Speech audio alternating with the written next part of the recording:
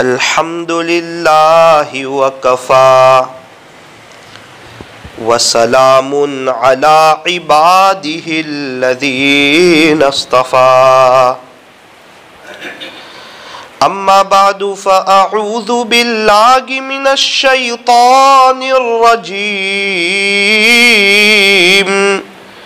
बिस्मिल्लाहिर्रहमानिर्रहीम कुल्लु नफ्सिन ज़ाइक़तुल मौत वक़ाल अल्लाहु तबारक व तआला फिल क़ुरआनिल मजीद वल फ़ुरक़ानिल हमीद वलज़िक्रुल्लाहि अकबर वक़ाल तआला वज़्कुरुल्लाह कसीरन लअल्लकुम तुफ़्लिहून सदक़ल्लाहु मौलानल अज़ीम वक़ाल नबी सल्लल्लाहु अलैहि वसल्लम अद्दुआउ मुख़्खुल इबादह वक़ाल अलैहि सलातु वस्सलाम अद्दुआउ हुवल इबादह वक़ाल अलैहि सलातु वस्सलाम लैसा शैउन अकरम अलल्लाहि मिनद्दुआ रवाहु तिर्मिज़ी व सदक़ रसूलुहुन नबियुल करीम व नहनु अला ज़ालिका लमिनश शाहिदीन वश्शाकिरीन वल्हम्दुलिल्लाहि रब्बिल आलमीन।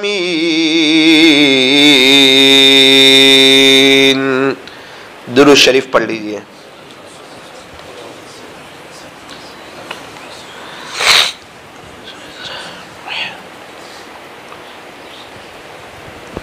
बुजुर्गान मुहतरम और अजीज नौजवानों, जिंदगी जो बनती है वो अमल से बनती है। अच्छी बातें तो दीवारों पर भी बहुत लिखी होती है, बयानात में भी बहुत आती है, व्हाट्सएप पर भी बहुत आती है, यहाँ तक के हमारे मोबाइल की गैलरी कई अच्छी बातों से भरी पड़ी है। फ़ज़ाइल आमाल में भी बहुत अच्छी बातें हैं। एक सवाल होता है, क्या ये सिर्फ अच्छी बातें सुन लेने से ज़िंदगी बन जाती है? तो कहा ना ना ना ना। फिर ज़िंदगी बनती कैसे है? ज़िंदगी संवरती कैसे है? ज़िंदगी में बहार कैसे आती है? निखार कैसे आता है? फरमाया कि जब बंदा इन अच्छी बातों पर अमल करता है। अब क्या होता है? फरमाया अब जिंदगी बनती है, जिंदगी में बहार आती है, अल्लाह का ताल्लुक नसीब होता है। एक बाइक हो और बाइक के ऊपर थैली में 15 लीटर पेट्रोल हो और बाइक के अंदर टंकी में पेट्रोल ना हो तो बाइक चलेगी? अब कोई कहे भाई बाइक तो आधा लीटर पेट्रोल से भी चल जाती है और ये तो 15 लीटर पेट्रोल से नहीं चल रही, बाइक के ऊपर है। कहा जनाब वो ऊपर है, अंदर नहीं। अंदर तो 30 रुपए का पेट्रोल होगा तो भी चल लेगी और ऊपर 30,000 का भी पेट्रोल हो तो भी बाइक चलने वाली नहीं। तो असल बात यह है कि जिंदगी जो बनती है वो अच्छी बातों पर अमल करने से जिंदगी बनती है।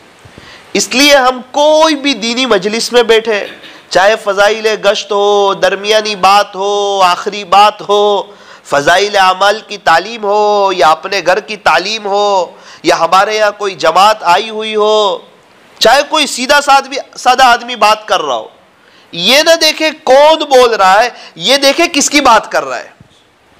इसलिए हमें यूं फरमाया कि कभी ये ना देखो बोल रहा कौन है, अरे क्या बोल रहा है, क्या कहना चाह रहा है, वो सुनो। अल्लाह तबारक व ताला हमें अमली जिंदगी बनाने की तौफीक अता फरमाए।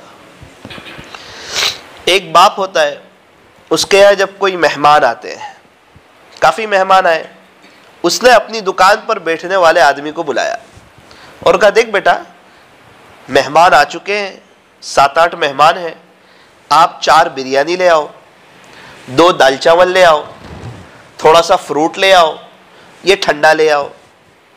बाप ने कहा। थोड़ी देर के बाद किसी ने उस बच्चे से पूछा, उनके बेटे से, कि तेरे अब्बा ने क्या कहा तुझे मालूम है? कहता है कि हाँ कुछ बिरयानी ठंडे का कह रहे थे, कितनी लाने के लिए कहा मुझे मालूम नहीं है। अब उस नौकर से पूछो, खादिम से पूछो, आपसे क्या मंगवाया है मालूम है? कहता है हाँ हाँ 4 बिरयानी मंगवाई, 2 दाल चावल मंगवाए, फ्रूट मंगवाया, ठंडा मंगवाया। अरे बेटा करोड़पति का बेटा है और उससे ज्यादा समझदार है, उससे ज्यादा होशियार है, उससे ज्यादा पढ़ा लिखा है, इसको मालूम नहीं? और वो नौकर को सब मालूम है। वजह क्या? नौकर ने अमल की नीयत से सुना कि लेने मुझे जाना है। बच्चे को पता है कि लेने मुझे जाना नहीं, उसने उतनी ध्यान से नहीं सुना, उसने अमल की नीयत से नहीं सुना। और उस खादिम ने जो बात सुनी वो अमल की नीयत से सुनी।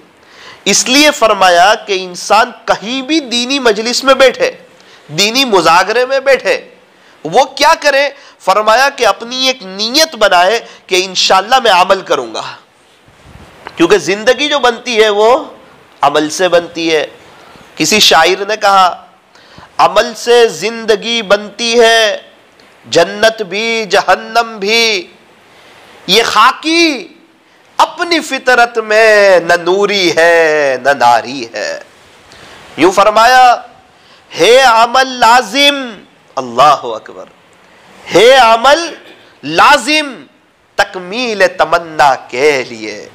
हर एक के दिल में यह तमन्ना होती है कि मैं मौत से पहले अल्लाह को राजी कर लूं।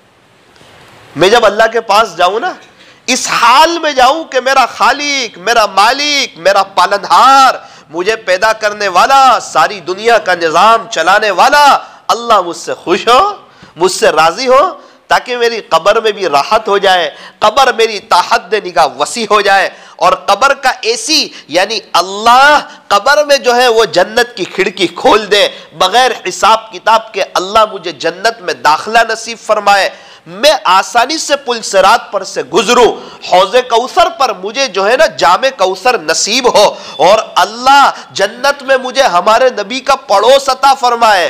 और वो खुश नसीब बंदे जो जन्नत में बार बार अल्लाह का दीदार करेंगे, अल्लाह उन खुश नसीबों में मुझे भी शामिल फरमाए।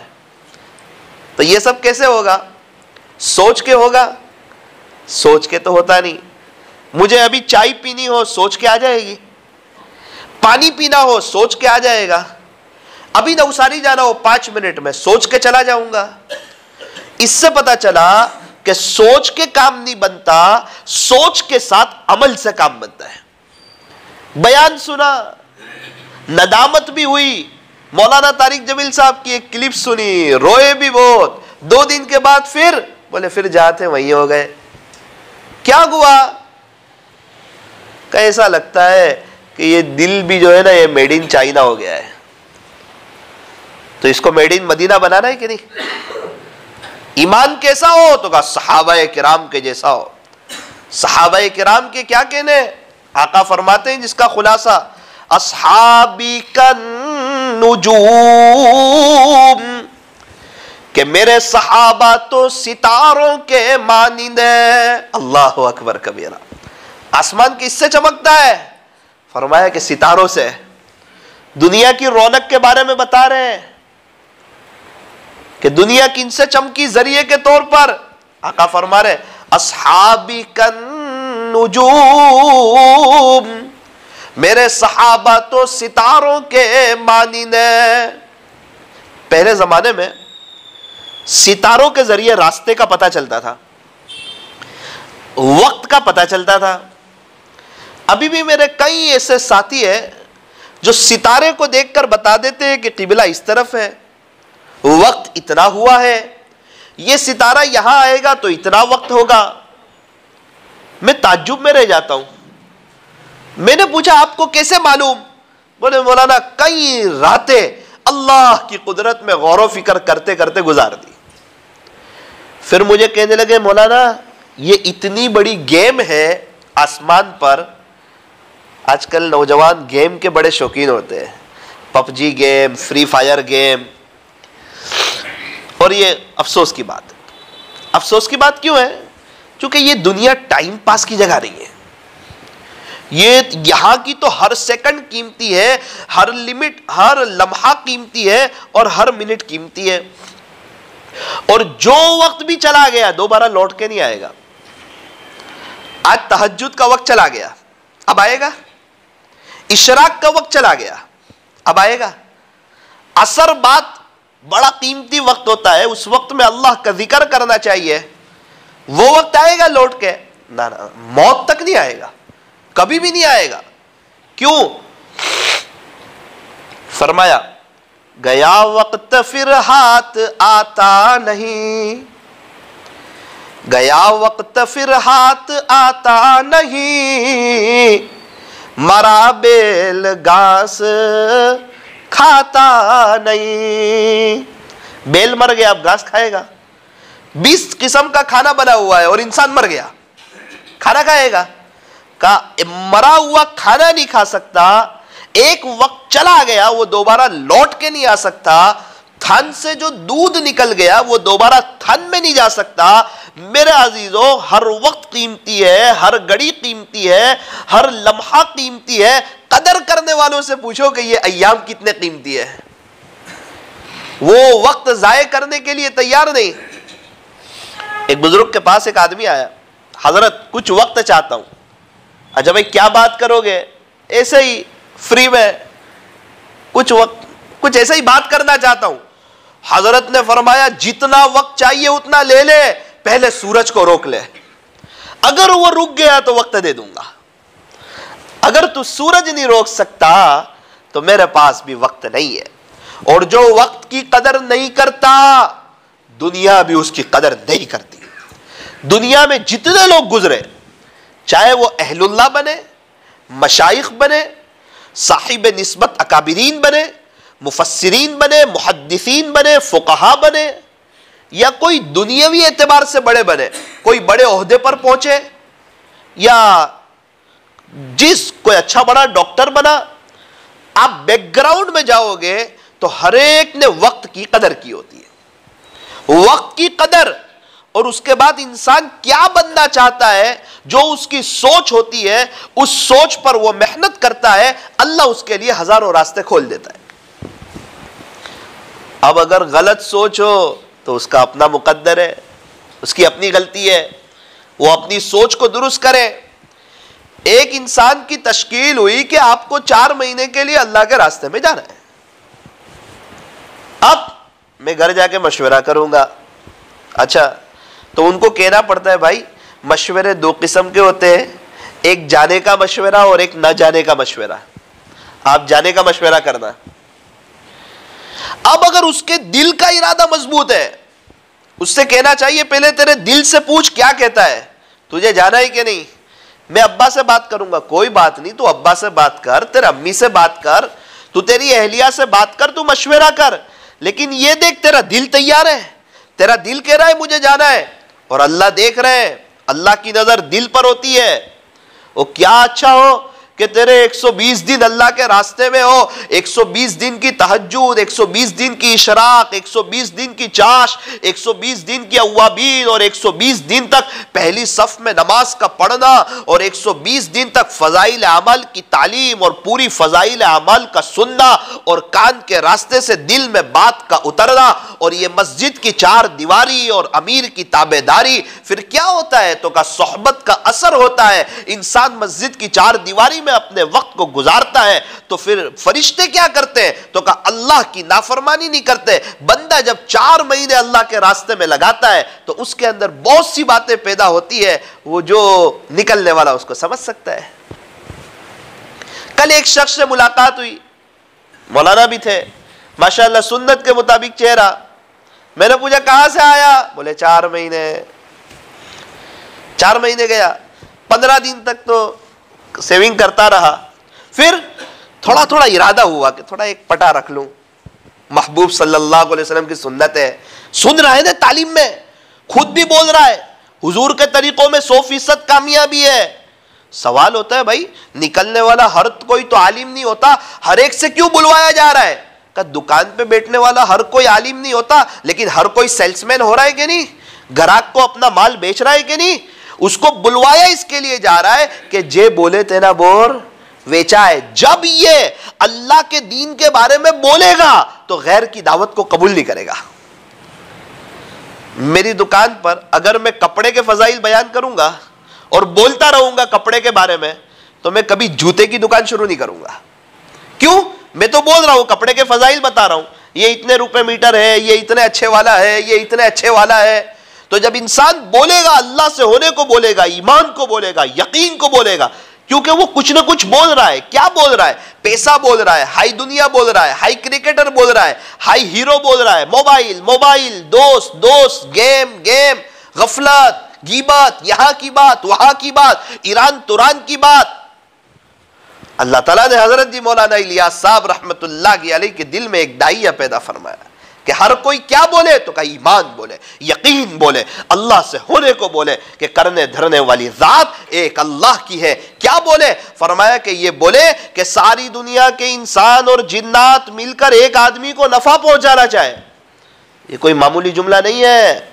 सारी दुनिया के जिन्नात और इंसान मिलकर एक आदमी को नफा पहुंचाना चाहे, और अल्लाह न चाहे तो नफा नहीं पहुंचा सकता। और सारी दुनिया के इंसान और जिन्नात मिलकर एक आदमी को नुकसान पहुंचाना चाहे, सब बादशाह भी तैयार हो गए इसको नुकसान पहुंचाएंगे, दुनिया वाले तैयार हो गए, और बड़ी बड़ी एटमी ताकत तैयार हो गई कि ये कमजोर लाड़ी चलाता है, इसको नुकसान पहुंचाएंगे, और अल्लाह ने चाहे तो उसको नुकसान नहीं पहुंचा सकते। ये यकीन अंदर उतरे, ईमान के जो बोल है वो अंदर उतरे। ये नहीं कि ऊपर तो कह रहे कि अल्लाह करता है और दिल यूं कहे कि दुकान करती है, दिल कहे कि बिजनेस करता है, दिल कहे कि वो फलाना यूं करेगा तो मेरा काम चलेगा। इसका मतलब अभी अंदर से यकीन बना नहीं है। मैं तो नौकरी पे जाऊंगा तो ही मेरा काम चलेगा, नौकरी पे नहीं जाऊंगा तो मेरा काम नहीं चलेगा। अरे लॉकडाउन में सबका काम चला के बताया कि नहीं? 30 रुपये वाला तरबूज 15 रुपए में खिला के बताया कि नहीं? रोज कमा के रोज खाने वाले को रोजाना बगैर कमाए हुए शानदार खिला के बताया कि नहीं?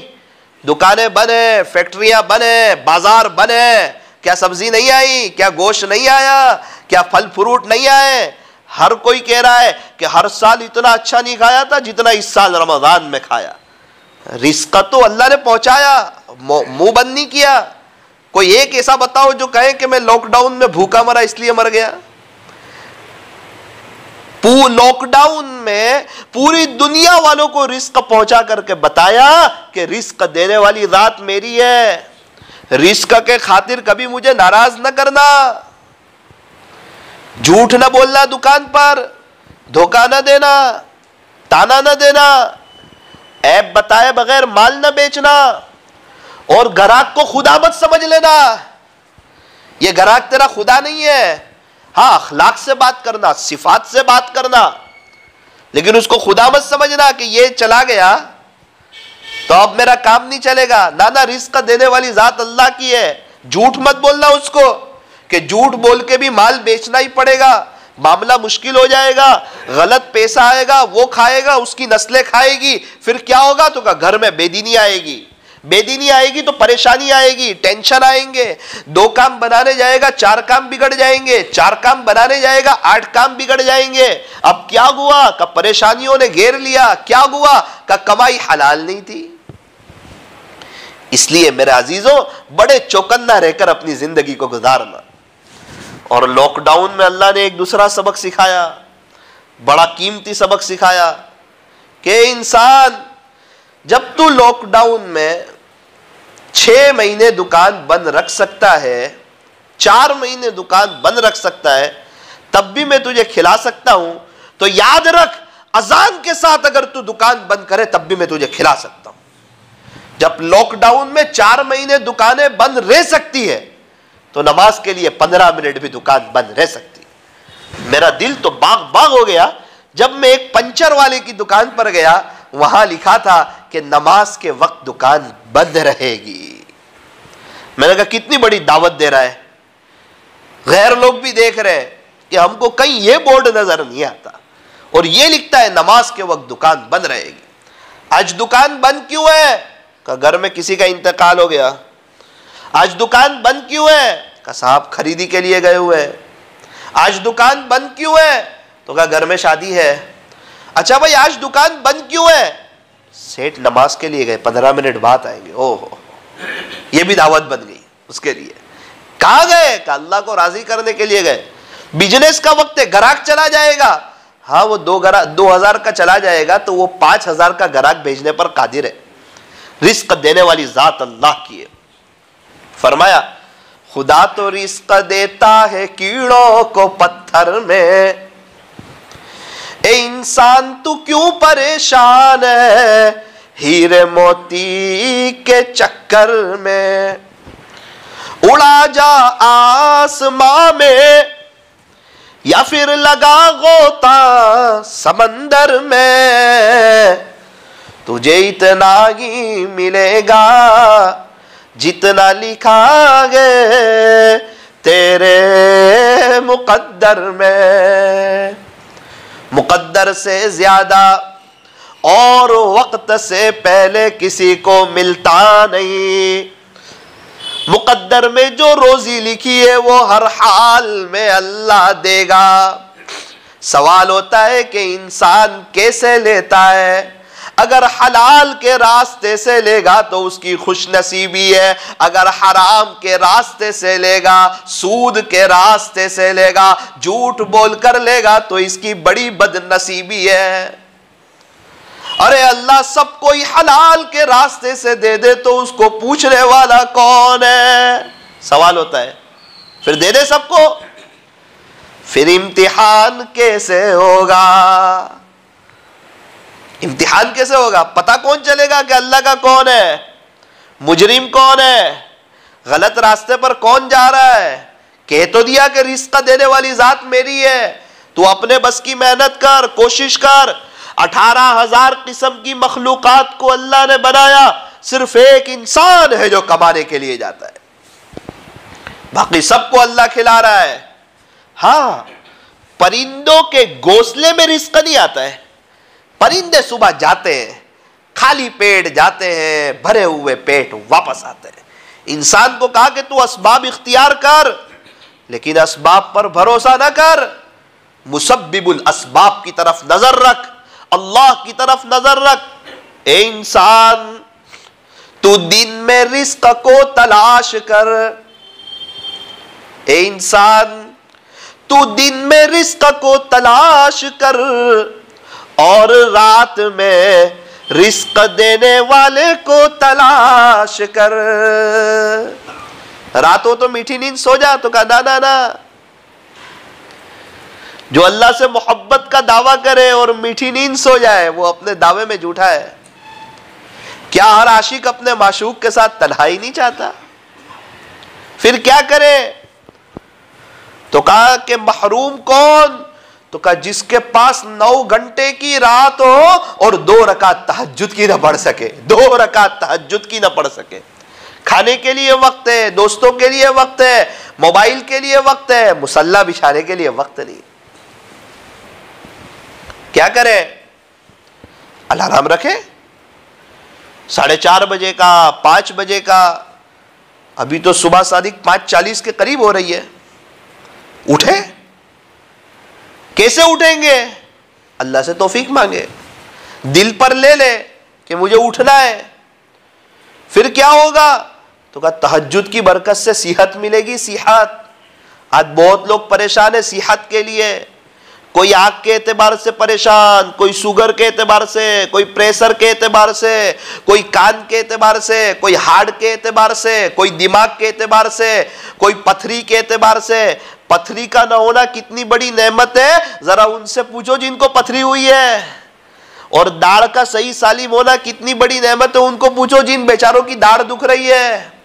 आंख का सही सालिम होना उनको पूछो जिनकी आंखें दुख रही है। देख कर आया अस्पताल में, नवसारी की अस्पताल में पूरी अस्पताल भरी हुई है, सबके आंख में दवाई डाली जा रही है। ये कौन लोग है? कहा ये आंख के मरीज है। ये एक हॉस्पिटल भरी हुई, बाकी जितनी हॉस्पिटल है तकरीबन सब भरी हुई। और हमें कि अल्लाह ताला ने आंख दी हुई है, अब हमें चाहिए कि ये आंख से हम आखिरत की तैयारी करें। आंख से आखिरत बनती भी है, आंख से आखिरत बिगड़ती भी है। आंख से अल्लाह का ताल्लुक भी नसीब होता है, अल्लाह खुश भी होते हैं, और आंख से शैतान भी खुश होता है। आखिरत कैसे बनती है, अल्लाह कैसे खुश होते हैं? फरमाया आंख का सही इस्तेमाल करे, यह अल्लाह की बहुत बड़ी नेमत है, इसका जवाब देना है अल्लाह के दरबार में। क्या करे? फरमाया माँ बाप को मोहब्बत की नजर से देखे, अल्लाह के कुरान को देखे, अल्लाह की कुदरत में गौर व फिक्र करे, आसमान देखे, जमीन देखे, समंदरों का निजाम देखे, ये पहाड़ों का निजाम देखे, देखे अल्लाह की कुदरत को, उसकी शहनशाही को, उसकी किबरियाई को। क्या कहने उस अल्लाह की ताकत के, और क्या कहने उस अल्लाह की कुदरत के। अरे आसमान तो देखो, जमीन पर गिरता नहीं, हालांकि सुतून के बगैर की चीज, पिल्लर के बगैर की चीज वो टिकती नहीं, वो गिर जाती है, बल्कि बनती नहीं। एक झोपड़ा बगैर सुतून के नहीं टिक सकता, एक मस्जिद बगैर सुतून के नहीं टिक सकती। इतना बड़ा आसमान, और इतना वसी आसमान, और इतना कुशादा आसमान जिसका कोई एंड नजर नहीं आता। आज तक ये कोई आसमान तक सही मानों में पहुंच न सका। इतना बड़ा आसमान और इतना वसी आसमान, या इसमें कोई सुतून तो नहीं, इसमें कोई पिल्लर तो नहीं, फिर ये कैसे रुका हुआ है, कैसे थमा हुआ है? इसको थामने वाला कौन है? क्या उसी को पहचानो कि कौन इसको थाम रहा है, और वो अल्लाह है। और राबिया बसरिया क्या कह रही है रात में?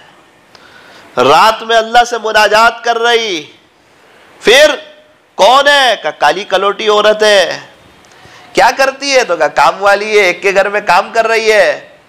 फिर 1000 साल के बाद भी राबिया बसरिया का नाम आता है और इंसान झूम जाता है, दिल मोहब्बतों से भर जाता है कि ये अल्लाह की आशिका थी, अल्लाह की वलिया थी। और 1000 साल के बाद भी आज कठोर की सरजमीन पर राबिया बसरिया का नाम गूंजता है, और हर औरत जानती है कि अल्लाह की आशिका थी, अल्लाह की दीवानी थी, सीधी सादी औरत थी।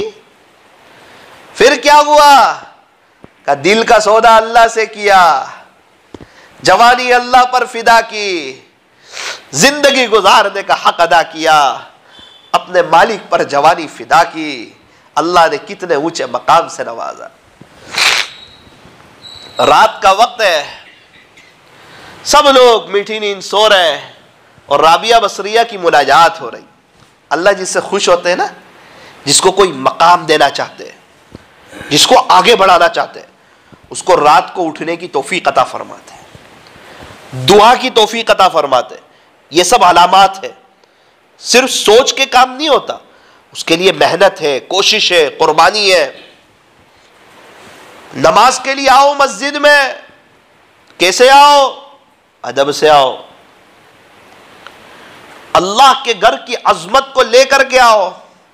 तू कहां जा रहा है? ऑफिसर के यहां का ना, प्रधान साहब के यहां का ना, सरपंच के वहां तो कहा ना, हजरत मुफ्ती साहब के यहाँ तो कहा ना, हजरत कारी साहब के घर में तो कहा ना। वहां तो तू अदब से जाता है, बड़े एहतमाम से जाता है, तो ये तू कहां जा रहा है? कहा जितनों का आपने नाम लिया ना, उनके रब के दरबार में जा रहा हूं। जो हमारे नबी के रब है, उनके दरबार में जा रहा हूं। अब इंसान अल्लाह के घर में जब इस अजमत के साथ आएगा तो कितना फायदा होगा। पानी ले लेंगे।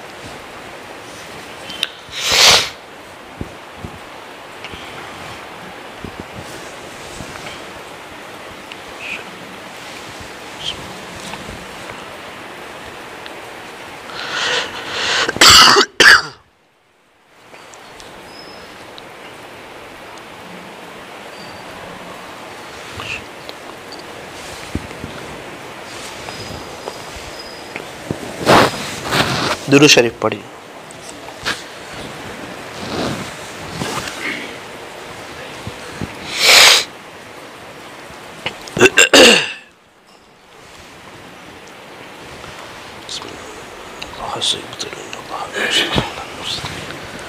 अच्छा भाई, अपने आप से कहे तू कहाँ जा रहा है, किसके शाही दरबार में जा रहा है? तो कहा मैं तो अल्लाह के दरबार में जा रहा हूँ, अल्लाह के घर में जा रहा हूँ। मैं ये कहना चाहता हूँ, अल्लाह के घर का अदब और अल्लाह के घर की अजमत अगर हमारे दिल में आएगी तो इंशाअल्लाह कभी भी हम अल्लाह के घर में दुनियावी बातें नहीं करेंगे, अल्लाह को नाराज करने वाला कोई काम नहीं करेंगे। फिर क्या होगा? तो कहीं इंसान अदब से बैठेगा, बड़े एहतराम से बैठेगा, बड़ी अहमियत के साथ बैठेगा। क्योंकि दुनिया जो है ना, अल्लाह ने जब से बनाई है अभी तक अल्लाह ने इस दुनिया पर मोहब्बत की नजर नहीं डाली। जब से बनाई है, जब से बनाने वाला इसको मोहब्बत की नजर से नहीं देखता तो हम क्यों देखें? तो सवाल होता है, दुनिया में कोई ऐसी जगह है जो अल्लाह की नजर में पसंदीदा हो? तो कहा हाँ हाँ हाँ। वो क्या है? फरमाया मस्जिदें जो है ना, ये अल्लाह की नजर में सबसे ज्यादा पसंदीदा जगह है। अब अपने आप से कहो कि अल्लाह की नजर में जो पसंदीदा जगह है उसमें तेरा वक्त कितना लगता है? और दुनिया में अल्लाह ने इसको मोहब्बत की नजर से देखा तो नहीं, लेकिन कोई ऐसी जगह है जो अल्लाह को बहुत नापसंद हो? तो कहा हाँ हाँ। वो क्या है? तो कहा वो बाजार है। अब अपने आप से पूछो वहां तेरा वक्त कितना लगता है?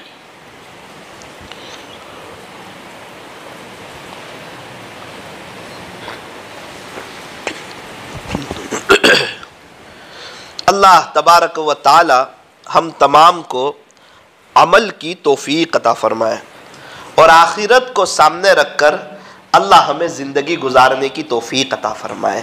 मेरा अजीज़ो, असल बात यह है कि ये दुनिया फ़ानी है। ये दुनिया कैसी है?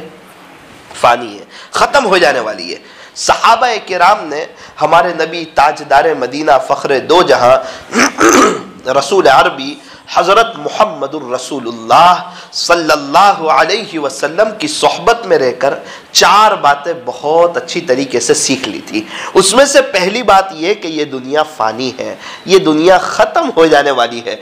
ये बात सहाबा किराम के दिल के अंदर उतर चुकी थी, बैठ चुकी थी। और सहाबा कौन? फरमाया, आका ने फरमाया, अस्हाबी कन नुजूम, मेरे सहाबा तो सितारों के मानिने, बिअय्यिहि मुक़्तदय्तुम इह्तदय्तुम, इनमें से जिनकी भी इक्तिदा कर लोगे रास्ता पा जाओगे। अभी मेरा एक दोस्त है, वो अक्सर कश्ती के सफर में होता है, जहाज के, समंदर के सफर में 9 महीने तकरीबन वो जहाज के सफर में रहता है और चलाता भी है जहाज। मैंने पूछा रास्ते का अंदाजा कैसे होता है? तो उसका यही कहना था कि सितारे के जरिए से रास्ते का अंदाजा होता है। क्या अल्लाह की नेमत है! अल्लाह ताला ने सबको कैसा दिमाग अता फरमाया। यूं फरमाया कि इसमें भी अल्लाह की तारीफ करो। क्यों उसको दिमाग किया, दिया किसने? भाई कलर बहुत शानदार किया। अरे वो कलर करने वाले को दिमाग किसने दिया? तो फरमाया कि दिमाग अल्लाह ने दिया। तारीफ उस खुदा की जिसने जहां बनाया, कैसी जमीन बनाई, क्या आसमां बनाया। तो सहाबा किराम ने यह सीखा था कि ये दुनिया फानी है, ये दुनिया खत्म हो जाने वाली है, ये दुनिया दिल लगाने की जगह नहीं है। यूं फरमाया, जगह जी लगाने की दुनिया नहीं है, ये तो इबरत की जा है, तमाशा गा नहीं है। ए इंसान तू दुनिया की बहारें न देख, ये दुनिया की रेल पैल न देख, ये दुनिया की मजलिसें न देख, ये दोस्तों की कंपनियां न देख, ये मोबाइल की बहारें न देख, बल्कि यूं फरमाया कि इंसान तू उठते हुए जनाजे देख, तू शिकस्ता कब्रे देख, जरा कब्रस्तान का चक्कर लगा। बड़े बड़े डॉक्टर, इंजीनियर, वकील, प्रोफेसर, उलमा, अल्लाह वाले सोए हुए। 150 साल पहले वाला दुनिया में कोई नजर नहीं आता। हमारे परदादा कहाँ, उनके अब्बा कहाँ, उनके अब्बा कहाँ, उनके अब्बा कहाँ, 200 साल पहले वाले का, 300 साल पहले वाले का, 400 साल पहले वाले नवाब का, हजरत जी मौलाना इलियास साहब का, ख्वाजा साहब का, पीराने पीर का, सारे ताबीन का, सारे तबे ताबीन का, सारे सहाबा का, सिद्दीक अकबर का, उमर फारूक का। ए इंसान, जब मौत ने वक्त के नबी को न छोड़ा तो ये मौत मुझे और आपको क्या छोड़ देगी। इसलिए फरमाया कि ये दिल लगाने की जगह नहीं। अक्लमंद कौन, होशियार कौन, समझदार कौन, चालाक कौन? फरमाया जो हर वक्त अपनी मौत को याद रखे, अपनी आखिरत को याद रखे, अपना दुनिया से जाना याद रखे। फिर क्या करे? का अपनी मौत को याद रखे, अब आखिरत की तैयारी करता रहे, वक्त पर नमाजों का एहतमाम करता रहे, खुशू और खुजू